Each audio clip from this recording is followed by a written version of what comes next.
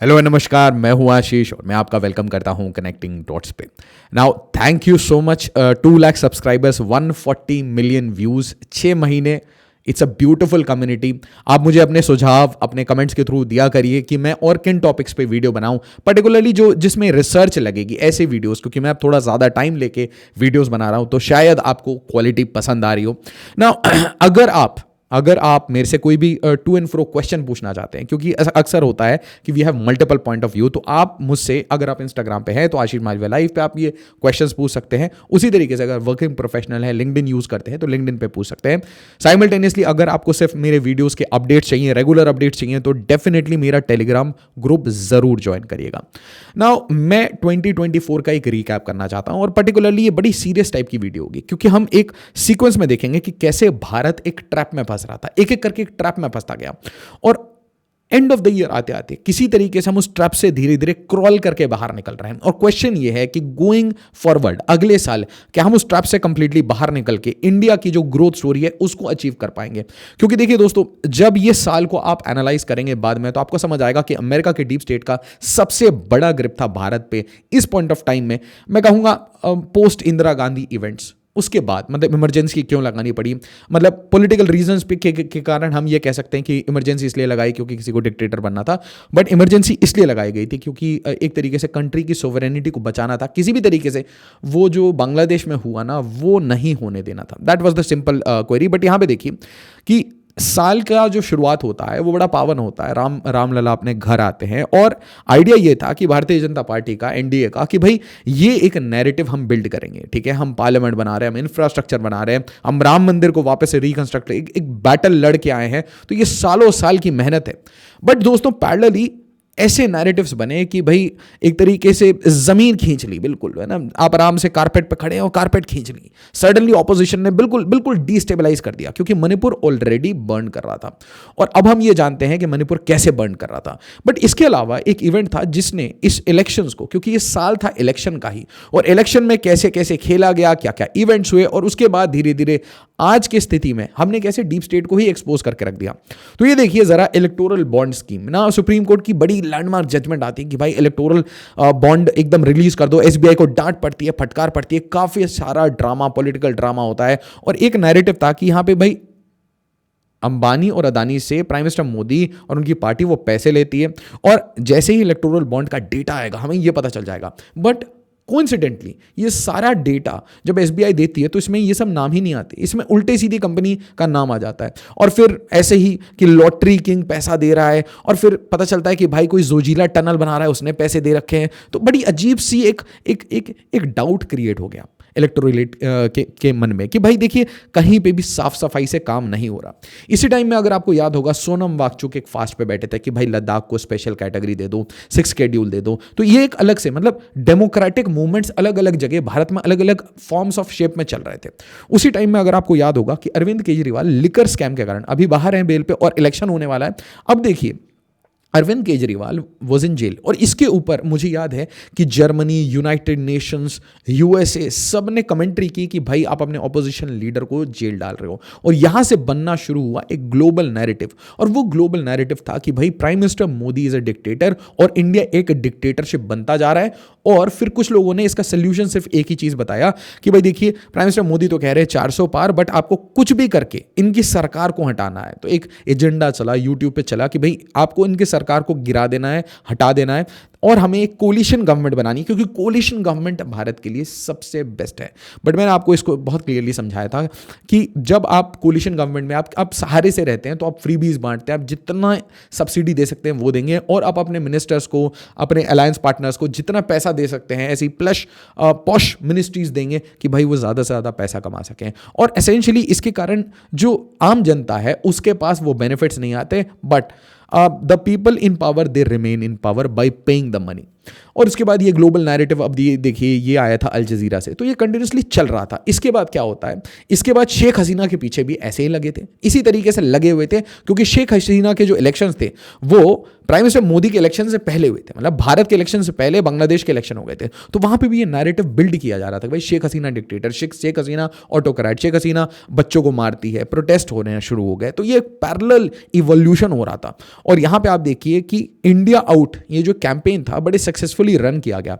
और जब इसी कैंपेन पे मैंने वीडियो बनाई थी कि इंडिया आउट, तो यहां पे क्लियरली ओआरएफ का एक आर्टिकल था, ओआरएफ क्लियरली ये दिखा रहा था कि जैसे मालदीव्स में मुइज़ू का इंडिया आउट हुआ था, वैसे ही यहां पे बॉयकॉट इंडिया प्रोडक्ट या इंडिया आउट मूवमेंट हुआ था। दोनों में कुछ सेम ट्विटर हैंडल्स यूज किए गए थे, दोनों में कुछ सेम हैशटैग यूज किए गए थे। और एसेंशियली ओआरएफ ने क्लियरली एक्सपोज करके रख दिया था कि ये पूरा जो नैरेटिव है ये बिल्ड किया गया था, मतलब इसको एक्चुअली में एग्जीक्यूट किया था पाकिस्तान के आईएसआई ने। बट बाद में जाके लेटर ऑन यू अंडरस्टैंड कि भाई मुइज़ू को तो यूज किया था चाइना प्लस पाकिस्तान ने, बट जो बांग्लादेश में हो रहा था वहां पे अमेरिका प्लस पाकिस्तान खेल रहा था। इसका मतलब एक चीज तो क्लियर हो गई कि भाई पाकिस्तान इज अ स्टेट जहां पे आप मर्सनरीज, ठीक है, मर्सनरीज ऑन हायर हैं। अगर आप इंडिया के अगेंस्ट कुछ भी करना चाहते हो तो वो किसी भी कंट्री के साथ, कतर हो गया, तुर्की, अमेरिका, चाइना, रशिया, वो किसी के गोद में जाके बैठ के एंटी इंडिया एक्टिविटी कर सकते हैं। That is the whole and soul. इसके बीच में एक आयुर्वेद का डिबेट आया कि भाई होम्योपैथी अच्छा है, एलोपैथी अच्छा है। सुप्रीम कोर्ट से बड़ी फटकार पड़ी और ऐसा लग रहा था कि जैसे एक राइट विंग सर्ज हो रहा था, हिंदू सर्ज हो रहा था, वो सर्ज को बार बार थपेड़े पड़ रहे थे। कोरोनिल का इशू था, अगर आपको याद हो तो कोरोनिल के इशू पे बाबा रामदेव की बड़ी खिल्ली उड़ाई गई, बड़ा बेइज्जती की गई और आईएमए एक तरीके से चढ़ गया था कि भाई नहीं एलोपैथी ही लो। और रिसेंटली आपने देखा होगा ऐसी कंट्रोवर्सी हुई थी, नवजोत सिंह सिद्धू उन्होंने कह दिया कि मैंने अपनी वाइफ को क्योर किया, भाई थोड़ी जड़ी बूटी यूज़ की, अच्छा खाना यूज़ किया, तो अचानक से आईएमए चढ़ जाता है कि नहीं नहीं सही सही बताओ तुमने थेरेपी ली है, तुमने दवाइयाँ ली हैं। तो आईएमए इनके ऊपर चढ़ा हुआ था, सुप्रीम कोर्ट के सामने माफ़ी मांगी और बोल दिया कि भाई कोई एफिकेसी नहीं है। इसी टाइम में ये लोकसभा के इलेक्शन में नागालैंड में एक अजीब सा डिमांड शुरू हुआ था। नागालैंड में बोला एक एनपो, एक ऑर्गेनाइजेशन था एनपो, उन्होंने कहा कि भाई हमारे जो 6 डिस्ट्रिक्ट हैं ईस्टर्न नागालैंड के, उनको आज़ाद करो, उनको आज़ाद करके एक नया फ्रंटियर नागालैंड बनाओ, विद इन नागालैंड बना दो या फिर एक सेपरेट स्टेट दे दो, ठीक है। क्यों? क्योंकि हमारे में डेवलपमेंट नहीं है। तो यहां पे एक थोड़ा शॉकर था, क्योंकि नागालैंड से, अगर आप नागालैंड में कभी भी इंसर्जेंसी की कहानी पढ़ेंगे तो हमेशा एक ही कहानी याद आती है कि भाई यहां पे तो ग्रेटर नागालिम की बात आती है कि भाई हमें आसपास में जहां पे भी नागा कम्युनिटी रहती है हमें उनसे जमीनें लेके बड़ा नागालैंड बनाना है। तो फिर अचानक से नागालैंड के अंदर से ही स्टेट की डिमांड अचानक से कैसे आ रही है? उसके बाद जो ये अमेरिकन, ब्रिटिश, ये जो गेम चल रहा था डीप स्टेट का, ये चलता रहा। इसके बाद इन्होंने बदनाम करने के लिए एक आर्टिकल लिखा था, ये थोड़ा उल्टा पड़ गया। इन्होंने बदनाम करने के लिए आर्टिकल लिखा था कि प्राइम मिनिस्टर मोदी एक ऐसी असैसिनेशन रिंग में इन्वॉल्व है, और इसके ऊपर मैंने बड़ी फेमस वीडियो बनाई है, अननोन मैन ऑफ रॉ, आप सर्च करिए यूट्यूब पे आपको मिल जाएगी। तो इसमें बड़ी बहुत इंपॉर्टेंट इन्होंने एक तरीके से एलिगेशन लगा दिया था भारत पे कि भाई इंडिया की जो रॉ है और प्राइम मिनिस्टर ऑफिस से, एकदम पीएमओ से, हेड से, वहां से अप्रूवल मिला हुआ है कि भाई जाके चुन चुन के लोगों को मारो, जहां जहां एंटी इंडिया फोर्सेस मिलते हैं, आपको बर्मा में मिल जाए, पाकिस्तान में मिल जाए, पकड़ो और ठोको। अननोन मैन ऑफ रॉ बड़ा फेमस हुआ। उसके बाद भारत ने कह दिया नहीं नहीं हम ऐसा कुछ नहीं करते, बट इसका मतलब ये था कि भाई रॉ अब थोड़ा मोसाड मॉडल को फॉलो करने लगा था। और ग्लोबली इतना क्योस था ना, चारों तरफ से इतना क्योस था, इतनी सारी वॉर चल रही थी कि एक तरीके से बात दब जाती। बट इंडिया में तो उल्टा लोग खुश हो गए कि भाई बहुत अच्छी बात है, हम घर में घुस के मार रहे हैं, सबको मारो, हाफिज सईद वगैरह सबको मारो, दाऊद इब्राहिम को निपटाओ। तो ये डिबेट होना शुरू हो गया। इसी टाइम में अगर आपको याद हो तो ये न्याय यात्रा और एक तरीके से भारत जोड़ो यात्रा, न्याय यात्रा, और फिर न्याय, ये प्रॉमिसेस ये जो याद है आपको, ये प्रॉमिसेस दिए गए थे, इतने पैसे घर में आएंगे, आपके अकाउंट में 1-1 लाख रुपए आएंगे। तो एक नया नैरेटिव। तो आप देखिए इतनी सारी हिट पैरेलली चल रही है भाई, और इतनी सारी पैरेलल हिट के बाद एक स्ट्रॉन्गर ऑपोजिशन, काफ़ी स्ट्रॉन्गर ऑपोजिशन के साथ भारत जोड़ो यात्रा और ये जो प्रॉमिसेस किए गए, इससे लोगों को ये भी लगा कि भाई देखिए हमें एक ऑपोजिशन भी चाहिए, और ये भी लगा कि भाई देखिए अगर अकाउंट में हमारे पैसे आ जाएं तो क्या कमी है। क्योंकि राहुल गांधी ने बड़े सिस्टमैटिकली 2-3 इश्यूज को बार बार उठाया, और उसमें वो हमेशा बिलियनियर कैपिटल के ऊपर बात करते थे। बिलियनियर के पास वेल्थ भी ज्यादा है, बिलियनियर के पास इनकम भी ज्यादा है, और वो हमसे शेयर नहीं कर रहे। सेकंड इशू कि भाई इसको हम सॉल्व कैसे करेंगे, ये इनइक्वालिटी को सॉल्व करेंगे। तो इसमें उन्होंने कास्ट का गेम खेल दिया कि भाई कास्ट सेंसस। तो कास्ट सेंसस से जो अभी तक जो हिंदू हृदय सम्राट वाला जो एक इमेज बनाना था, वो इमेज फूटता हुआ देखा। कैसे? क्योंकि कास्ट की पॉलिटिक्स हो गई। जैसे ही कास्ट की पॉलिटिक्स हो गई, लोग अपनी अपनी देखने लगे कि क्या मेरे को फायदा हो रहा है, क्या मेरे को नुकसान हो रहा है। तो भारत जोड़ो यात्रा एक तरीके से जो नैरेटिव बना हुआ था पिछले 10 साल का नैरेटिव, वो एक साथ फटने लगा। ठीक है, उसके बाद देखिए ये 5 नारी न्याय प्रोमिसेस, और इसमें तो 1 लाख रुपए 1 साल को।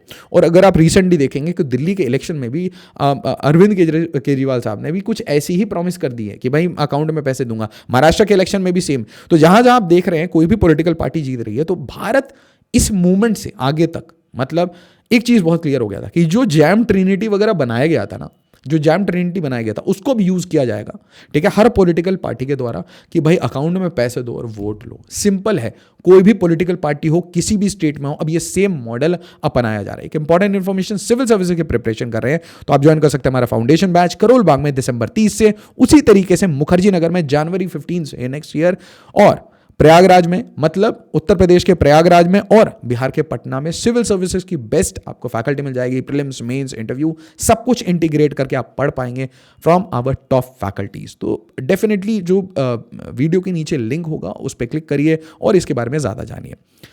ना यहाँ पे ये जो अब की बार 400 पार था, ये एक शगुफा बन गया, इसका बलून फटा, और जो बलून इतना बुरा फटा कि खुद की पार्टी है ना, खुद की पार्टी वो मैजिक नंबर तक नहीं पहुंच पाई। वो 272 का जो नंबर था, जो एक एस्टिमेशन था कि जो 400 तो नहीं, अब 350 तो आएंगे। और यहाँ पे एक इससे बड़ा बलून फटा, और इससे बड़ा बलून फटा था भाई एग्जिट पोल वालों का।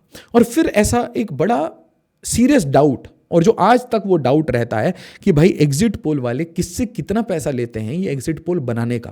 क्योंकि इस एग्जिट पोल से जो सबसे बड़ा नुकसान हुआ था वो मार्केट का हुआ था। एग्जिट पोल के कारण मार्केट भाग गया था। जब रिजल्ट आए तो उसके बाद मार्केट गिरने लगा, धड़ाम से गिरा। और जब धड़ाम से गिरा तो नॉर्मल लोगों के, जिन्होंने LIC में डाल रखा है, पेंशन फंड में डाल रखा है, उनके भी पैसे डूबना शुरू होते हैं। तो ये एक नुकसानदेह मूव था।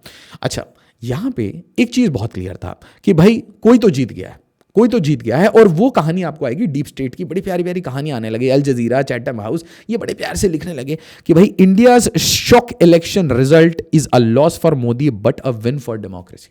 विन फॉर डेमोक्रेसी, ये चैटम हाउस अमेरिका बता रहा है विन फॉर डेमोक्रेसी है।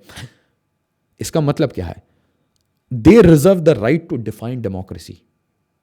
ये एक प्रिविलेज है, ये एक अमेरिकन प्रिविलेज है, ये गुरु का प्रिविलेज है। ठीक है, जिस तरीके से आज विवेक रामास्वामी को रेसिस्ट स्लर्स मिल रहे हैं, ये उनका प्रिविलेज है भाई। ये उनका प्रिविलेज है कि वो इस तरीके से एंगर दिखाएंगे इंडियंस के ऊपर, स्लर्स करेंगे तो कुछ नहीं होगा। Indians on the other hand करेंगे तो पता नहीं उनके साथ क्या हो जाए, मॉब वायलेंस हो जाए, गन वायलेंस हो जाए। So that is the reality, please understand. अच्छा, ये जो नैरेटिव था, इसके बाद क्या था कि भाई prime minister Modi will be weak, but इसके कारण जो नेशनल सिक्योरिटी इंप्लीकेशंस थे वो अचानक से चेंज होने लगे। कैसे? आप देखिए कि अचानक से ये रियासी वाली कहानी शुरू होने लगती है। ठीक है, रियासी वाली, क्योंकि आपने इलेक्शन से पहले देखा कि POK में प्रोटेस्ट हो रहे थे, POK में प्रोटेस्ट हो रहे थे। और वो प्रोटेस्ट क्या थे? उस टाइम में इंडिया बोल रहा था कि हम POK वापस ले लेंगे। इलेक्शन के बाद क्या होना शुरू होता है? इलेक्शन के बाद प्राइम मिनिस्टर मोदी मिलते हैं व्लादिमीर पुतिन से। क्यों मिलेंगे ये व्लादिमीर पुतिन से? व्लादिमीर पुतिन से इसलिए मिलेंगे क्योंकि इनको क्लियरली पता था, गवर्नमेंट ऑफ इंडिया के हर एम्प्लॉय, हर ऑफिशियल, सबको पता है ये बात कि अमेरिका ने हर कोशिश की, ब्रिटेन ने हर कोशिश की कि किसी तरीके से यहाँ पे सत्ता परिवर्तन हो जाए, यहाँ पे रेजीम चेंज हो जाए। और इसीलिए अपने डियर फ्रेंड व्लादिमीर पुतिन, जो भारत के साथ हमेशा खड़ा रहा है, और रिसेंटली अगर आपने स्टेटमेंट देखा होगा जयशंकर साहब ने, उन्होंने इस चीज़ को रिपीट किया था कि भाई इस पूरी ऑडियंस में, इस पूरी सभा में मुझे कोई एक ऐसा आदमी बता दो जो ये बोले कि रशिया ने कभी हमारे पीठ में छुरा भोंका है। नोबडी कुड आंसर, बट एक सिंपल सी बात थी, यहाँ पे एक मैसेजिंग थी नाटो को स्नब करने का, अमेरिका को स्नब करने का, बाइडन को स्नब करने का। जब बाइडन ने अपने री इलेक्शन कैंपेन के लिए नाटो के समिट वॉशिंगटन में बुलाई थी, उस टाइम में प्राइम मिनिस्टर मोदी और व्लादिमीर पुतिन साथ में फोटो खिंचा रहे थे और हाईएस्ट सिविलियन ऑनर ले रहे थे। दोस्तों, ये पहला इनडायरेक्ट पंगा था जो प्राइम मिनिस्टर मोदी ने लिया। इससे पहले पंगा नहीं लिया था, इससे पहले एक तरीके से इग्नोर कर रहे थे, यहां पे पंगा ले चुके थे। अच्छा, ये जो टाइम है थोड़ा आप याद करिए कि ग्लोबल कॉन्फ्लिक्ट चल रहे हैं, इंडिया के अननोन मैन जा जाके लोगों को ठोक रहे हैं, बट उसके साथ इजराइल, ईरान, ये पूरी एक्सिस ऑफ रेजिस्टेंस की कहानी चल रही है। और ये कहानी दोस्तों, lot of people would predict कि ईरान जीतेगा या इजराइल जीतेगा, बट मैं आपको बता रहा हूं बॉल बाय बॉल इसको देखता था मैं, बॉल बाय बॉल इसकी कहानियां मैंने आपको सुनाई है। और वहां पे मुझे एक चीज समझ आई कि भाई आप ये बिल्कुल नहीं कह सकते कि भाई एक पर्टिकुलर डे पे यही ट्रंप करेगा। अचानक से कोई भी ट्रंप कर सकता है किसी पर्टिकुलर इवेंट में, बट इवेंचुअली क्या हुआ? इवेंचुअली ये हुआ कि रशिया सबसाइडेड, रशिया पीछे हटा, स्मॉल इकोनॉमिक साइज, और अमेरिका के military industrial complex along with Israel, वो एक तरीके से आज ईरान को इस लेवल पे ला चुकी है कि ईरान अब नेगोशिएट करना चाहता है। साइमल्टेनियसली व्लादिमीर पुतिन, इन्होंने भले ही एक तरीके से थोड़ा ईरान से पीछे हट गए, चाइना भी थोड़ा पीछे हट गया, बट इन्होंने एक काम बहुत अच्छा किया, वो व्लादिमीर ज़ेलेंस्की द पपेट को खूब मारा, जितना मार सकते हैं उतना मारा है, मैसिव हिट्स। बट दोस्तों ये नहीं पता था कि भारत में भी ऐसा कुछ होना शुरू हो जाएगा।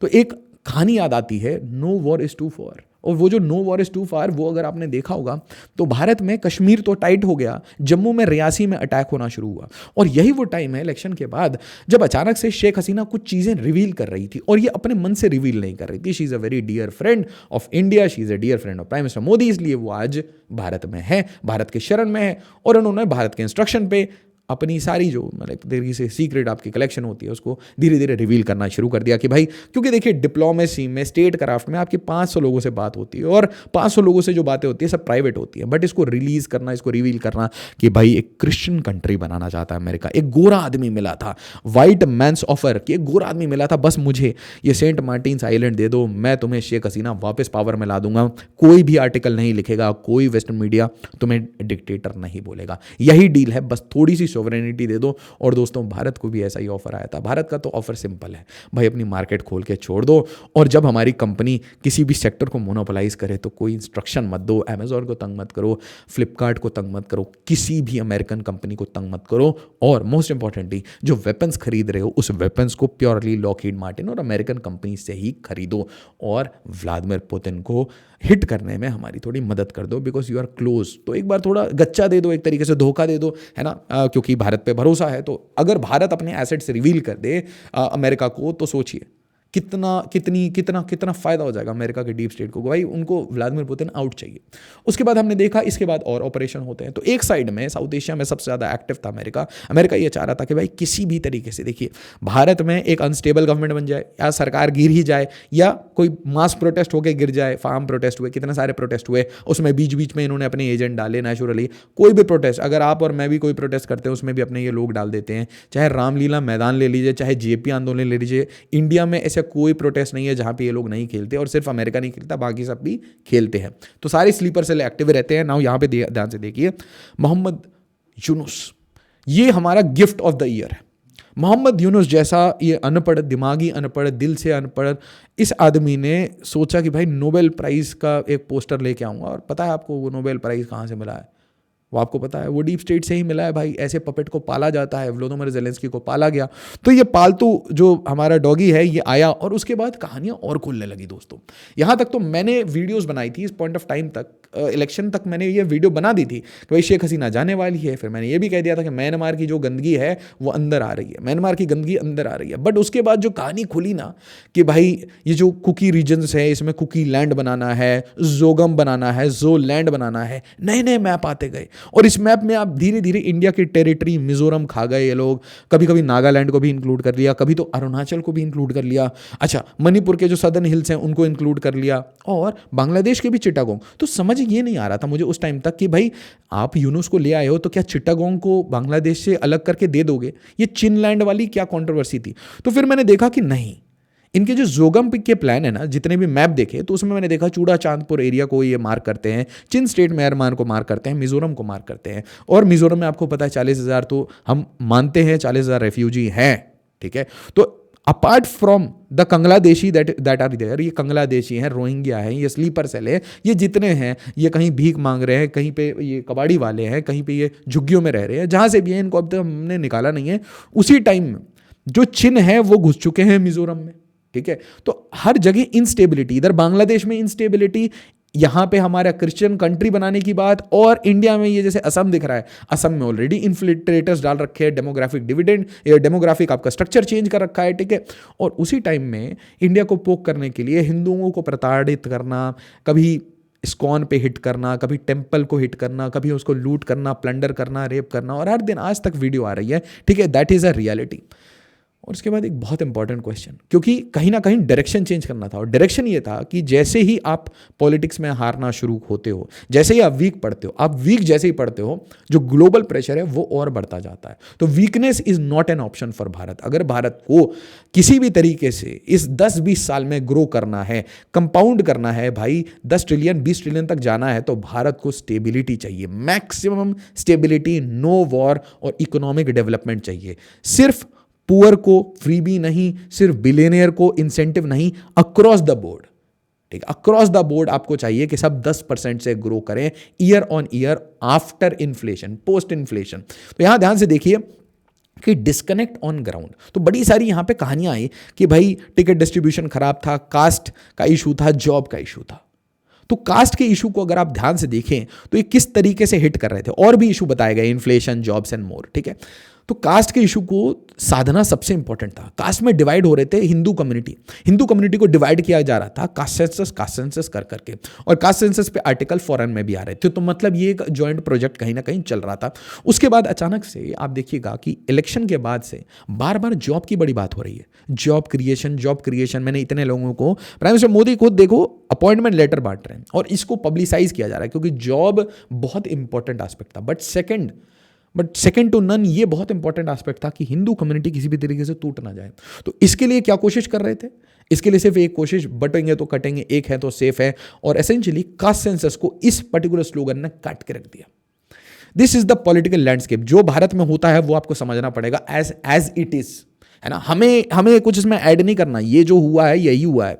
अच्छा, हिंदू यूनिटी की बात हुई, हिंदू यूनिटी की बात इस लेवल तक चली गई कि ये बोला गया कि देखिए जो मुस्लिम कम्युनिटी है वो पॉलिटिकल पार्टीज को एन मास वोट दे रही है, एक लैंडस्लाइड तरीके से जिता रही है, ठीक है, और लाइन से, मतलब they are very serious about voting, तो अपने वोटिंग राइट्स को यूज कर रहे हैं। और इसके जो मैसेज हैं ये व्हाट्सएप तक एंड यूजर तक गए, मतलब एंड वोटर्स तक गए। और इसको ऐसे महाराष्ट्र पोल्स, वोट जिहाद battle intensifies as campaign nears and.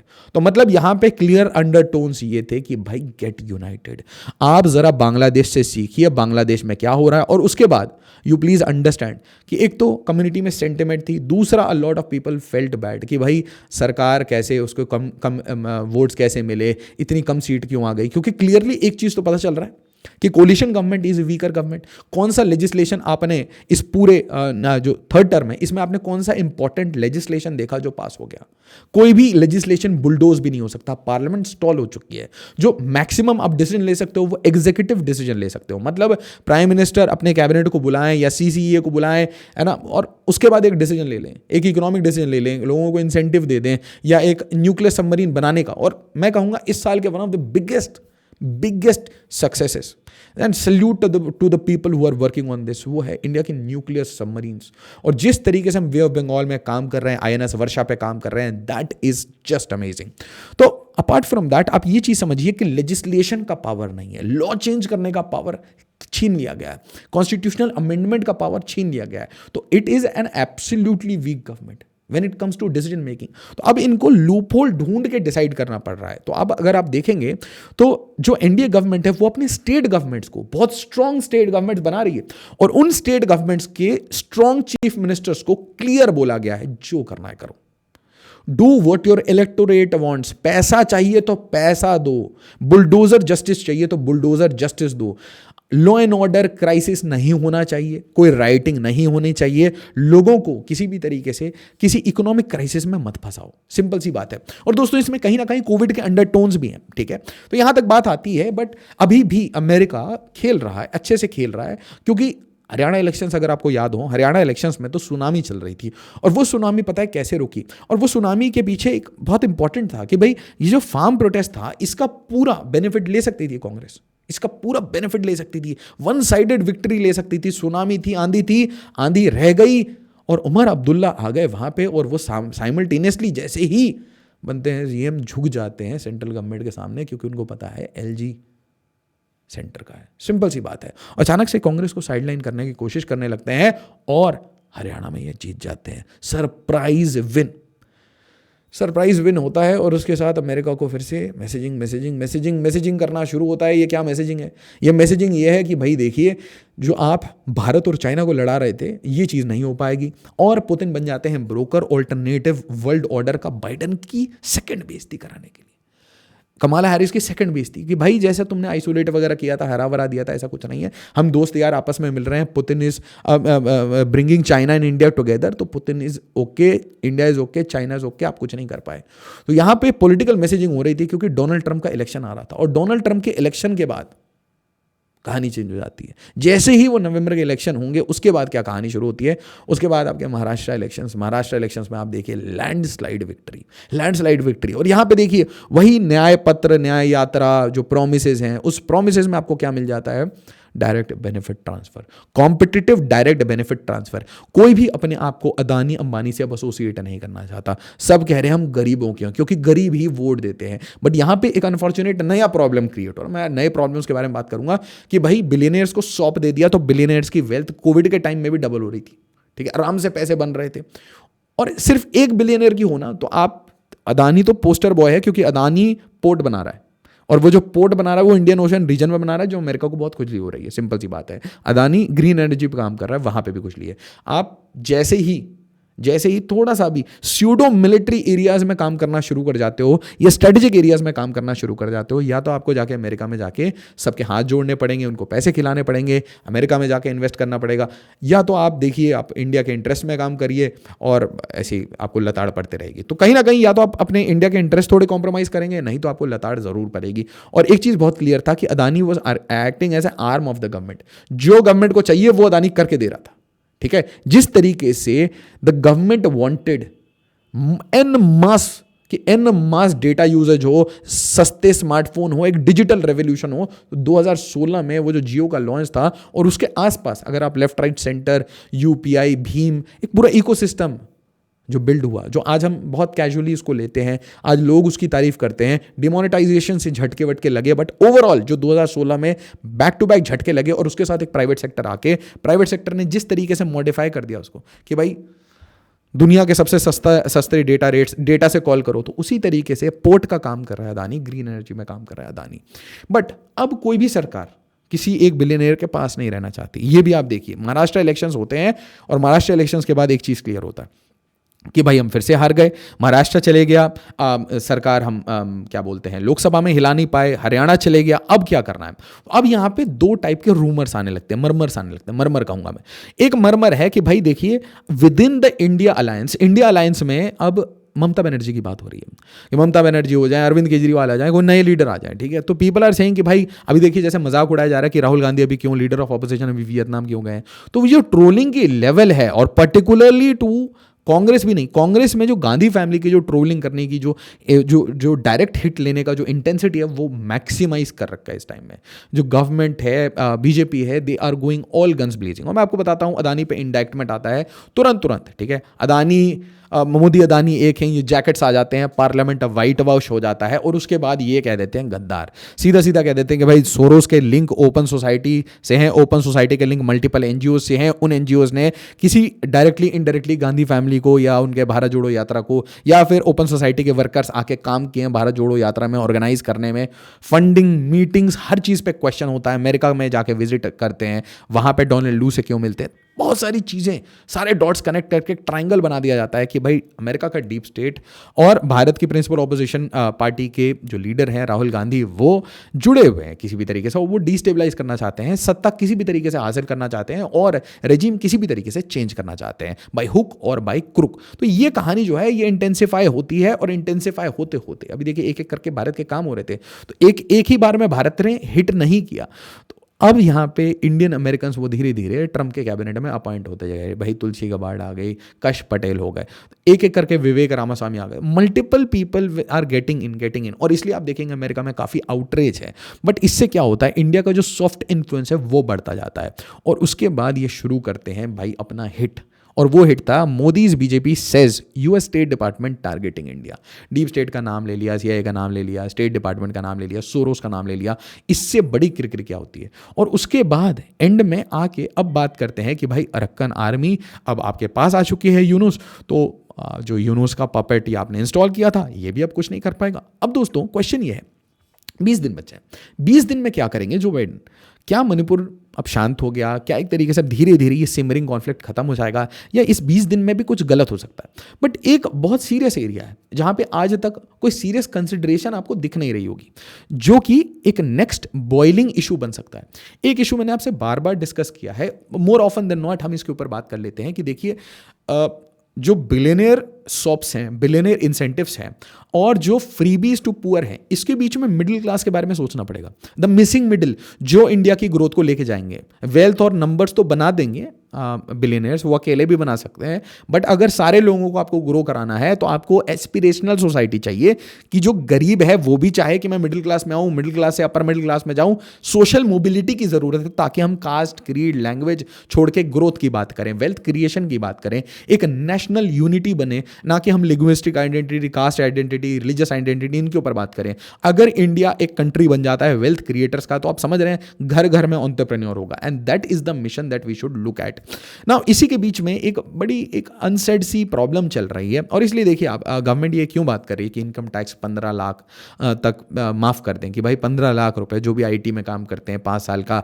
उनका एक्सपीरियंस हो गया है, 10-12 लाख रुपए की मिनिमम सैलरी है, तो उन लोगों को भाई अब वो ना देना पड़े। क्योंकि देखिए आप इमेजिन करिए कि आप 26 पे काम करना शुरू करते हैं, 25 पे काम करना शुरू करते हैं, आप 5-7 साल काम कर चुके हैं, मतलब आप 32 के हैं, आपकी फैमिली, आपके बच्चे हैं, तो आप किसी भी सिटी में, मतलब बैंगलोर, दिल्ली, मुंबई, यहाँ पे आपको अगर आप एक फैमिली ऑफ 3 या 4 सपोर्ट कर रहे हैं, इंक्लूडिंग योर पेरेंट्स, अगर पेरेंट्स आप और एक्सटेंडेड कर लीजिए तो 5 को अगर आप सपोर्ट करें तो एटलीस्ट यू नीड 20,000 पर person.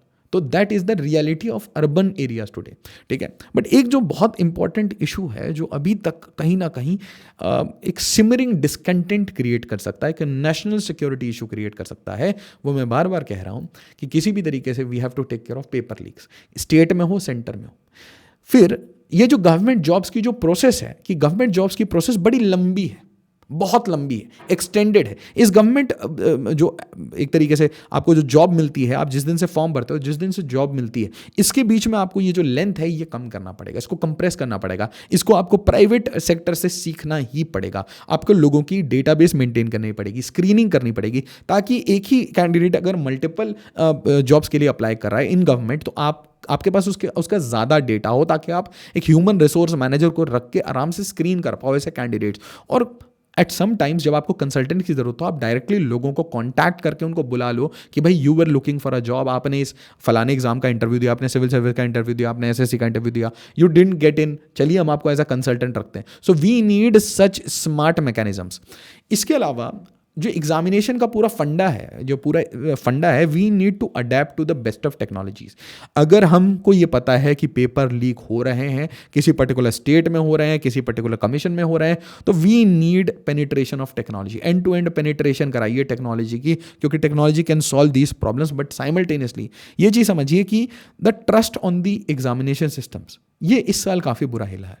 Trust on examination systems, जो स्टूडेंट्स रियल स्टूडेंट्स हैं उनकी बात कर रहा हूँ। तो स्टूडेंट्स कहाँ नीट यूजी मैंने देखा इस साल, यूपीएससी में ये फेक डिसेबिलिटी सर्टिफिकेट्स की कहानी देखी, अभी देखिए बीपीएससी की इशू चल रही है, बीपीएससी के एस्पिरेंट्स। तो हमेशा क्यों होता है? अब देखिए इसमें बहुत सारे पॉलिटिकल कॉनोटेशन भी हो सकते हैं। बीपीएससी के कैंडिडेट परेशान है, बिल्कुल प्रोटेस्ट कर रहे हैं, बट इसमें कुछ पॉलिटिकल पार्टी भी आके फ़ायदा उठाएंगे, बिहार में इलेक्शन भी है, तो वो सब भी कहानी है। बट इंपॉर्टेंट थिंग इज कि aspirants, students who are sitting at home, students who are looking for job, इनकी लाइफ आप आसान करिए। बट इसके साथ देयर आर सम थिंग्स जिसके ऊपर भारत को 2025 में काम करना पड़ेगा, और वो है income tax. Income tax needs to be reformed. एक स्मूथ इनकम टैक्स, 500 तरीके के डिडक्शंस, 500 तरीके की चीज़ें, सिंपल इनकम टैक्स लगाओ।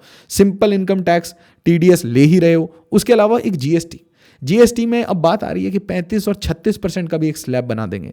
तो ऐसी जो चीज़ें हैं ये आपको और कॉम्प्लेक्सिटी की तरफ लेके जाएगी, क्योंकि एक तरीके से आप बोलेंगे कि 15 लाख तक तुमको इनकम टैक्स मत दो, वेरी गुड। फिर आप बोलोगे कि सबके घर अकाउंट में 2,000 रुपये, 3,000 रुपये आएंगे, वेरी गुड।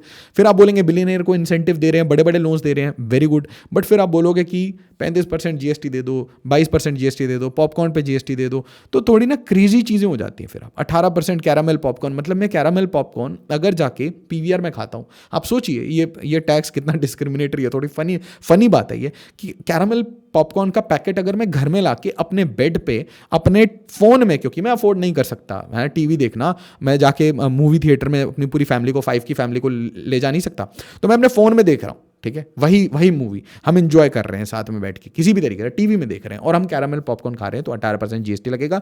बट पीवीआर में जाके यही काम आप करेंगे तो प्राइस चेंज नहीं होगी, क्योंकि सेम जीएसटी है। पता है क्यों? क्योंकि इससे पीवीआर, आइनॉक्स ये सीधा लॉबी करना शुरू करते हैं गवर्नमेंट के पास कि भाई हमारा रेवेन्यू हिट हो रहा है आपके कारण, हमारे सेल हिट हो रहे हैं। तो इसलिए गवर्नमेंट ने बोला कि भाई एज एन इंडिविजुअल आप दे दो, बट एज एन इंडिविजुअल अगर आप पीवीआर में जाके खर्च कर रहे हो तो मत देना। सो डजंट मेक सेंस, ठीक है, इनह्यूमेन लगता है ऐसा, ठीक है। उसके बाद देखिए inflation is a global problem, will be a global problem, but हमें ये देखना पड़ेगा कि भाई जो overall inflation should match with the salary structures. Salaries flat हैं और इन्फ्लेशन बढ़ रहा है, दैट बिकम्स अ प्रॉब्लम। रुपये की वैल्यू डिवैल्यू हो रही है और इन्फ्लेशन हो रहा है, उसके साथ आपकी सैलरी फ्लैट है, और बड़ी प्रॉब्लम, ठीक है। और इसलिए आप देखेंगे a lot of kids they are not getting jobs, तो वो लेट शादी करते हैं, they are avoiding families. A lot of people, Atul Subhash के केस के बाद ये भी कह रहे हैं कि भाई as a man why should you marry, आप तो फंसते ही जाते हो, आप तो टैक्स के बर्डन में फंसे हुए already, Y should you Mary. तो कॉर्पोरेट जो सैलरीज है ना, वो जो एकदम टॉप टियर है वो हमेशा क्रोर्स में लेते हैं, जो बॉटम टियर है उनको अपनी फैमिली सस्टेनेंस के लिए नहीं मिल रहा, और ये सब मिडिल क्लास फैमिलीज हैं। They are the aspirational part of India, जो कल जाके आपको इन्वेस्ट करके दिखाएंगे, एंटरप्रेन्योरशिप करके दिखाएंगे। इसके अलावा हमें मिडिल क्लास सेफ्टी नेट चाहिए। तो हम ये तो जानते हैं कि भाई देखिए आपको 15-20 अलग अलग स्पेशल पॉलिसीज दिख जाएंगी, हर स्टेट गवर्नमेंट में, हर स्टेट में अलग अलग है। बट आप देखिएगा मिडिल क्लास की कोई सेफ्टी नेट नहीं है। मिडिल क्लास क्या कोशिश करता है, वो ट्राई करता है कि भाई मेरे को प्राइवेट में एजुकेशन मिल जाए, प्राइवेट में हेल्थ मिल जाए, क्योंकि हेल्थ की हालत खराब है। तो आपको कहीं ना कहीं एक कंप्लायंस करवानी पड़ेगी कि भाई मिडिल क्लास, वो सारी मिडिल क्लास, वो एक हेल्थ इंश्योरेंस जरूर ले, भले ही वो प्राइवेट सेक्टर में अपना इलाज कराए, उसका पार्ट पैसा आप दे दें, पार्ट पैसा मिडिल क्लास खुद दे दे। It should be compulsory on anyone who is getting employed anywhere, चाहे आप टेम्पररी हैं, परमानेंट हैं, जिस तरीके से भी आप किसी भी बंदे को आप हायर पे लेते हैं, यू हैव टू पे सम मनी। इसके अलावा we need some new cities. जैसे ही नई सिटीज़ आएंगी आपको न्यू शूट्स ऑफ ग्रोथ मिलेगा। अब ये थोड़ा लंबा प्रोजेक्ट है, but this can help India a lot. Startup funding देखिए, जब भी मार्केट्स में गोरे भाग रहे होते हैं, अमेरिकन भाग रहे होते हैं अपना पैसा लेके, शेयर बेच के, तो क्या होता है, डोमेस्टिक इंस्टीट्यूशनल इन्वेस्टर्स वो क्या करते हैं, वो बाय करते हैं। LIC SBI वो शेयर्स बाय करती है, मार्केट को स्टेबलाइज करती है। तो आज की स्थिति में ये है कि बाहर से फंडिंग आ नहीं रही है, तो यहां पे आपको एक चीज चाहिए कि आपको एक डोमेस्टिक सोवरेन वेल्थ फंड चाहिए। कहीं ना कहीं आप 20-25 billion dollar, 10 billion dollar RBI से उठा लीजिए, 10 बिलियन डॉलर खुद का ले लीजिए, 20 बिलियन डॉलर लेके एटलीस्ट एक ऐसा फंड बनाइए। और 20 billion dollar is too small for India, at least एक 100 बिलियन डॉलर का स्टार्टअप फंड इंडिया को बनाना चाहिए, ताकि घर घर से जो छोटा बच्चा है 20,000, 30,000, 1 लाख, 10 लाख, 15 लाख, जिस लेवल का स्टार्टअप कोई बनाना चाहता है, एंटरप्रेन्योरशिप करना चाहता है, या एक छोटा सा बिजनेस करना चाहता है with profit from first month, तो उसको वो पैसे मिले at low interest rate, normal bank के इंटरेस्ट रेट पे नहीं, या फिर आप 2% इंटरेस्ट रेट पे दीजिए, क्योंकि ये गवर्नमेंट डायरेक्टली लेंडिंग कर रही है टू क्रिएट जॉब्स। सिंपल सी बात है, या आप इंटरेस्ट फ्री दीजिए, वैसे ही इतने पैसे का क्या करिएगा, इस पे भी इंटरेस्ट लीजिएगा लोगों से, और यू कैन गेट कि भाई मैं फंड कर रहा हूँ, आपका आइडिया अच्छा है और मैं आप में इक्विटी डाल रहा हूँ, मैं आपकी ओनरशिप ले रहा हूँ 10%, 20%। गवर्नमेंट के लिए भी वेल्थ बनेगा, पेटेंट्स भी बनेंगे, रॉयल्टी भी बनेगी, और एसेंशियली नई कंपनीज बनेंगी भारत में, और इससे मिलेंगे हमें अपने next set of entrepreneurs, next set of smart Indians, जो कि इंडिया को नेक्स्ट लेग ऑफ ग्रोथ में लीड करेंगे। वीडियो को लाइक, शेयर और सब्सक्राइब जरूर करिएगा। एज ऑलवेज, जय हिंद, जय भारत, और अपने सुझाव जरूर दीजिएगा कि क्या हम और कर सकते हैं भारत को इंप्रूव करने के लिए। Thank you so much.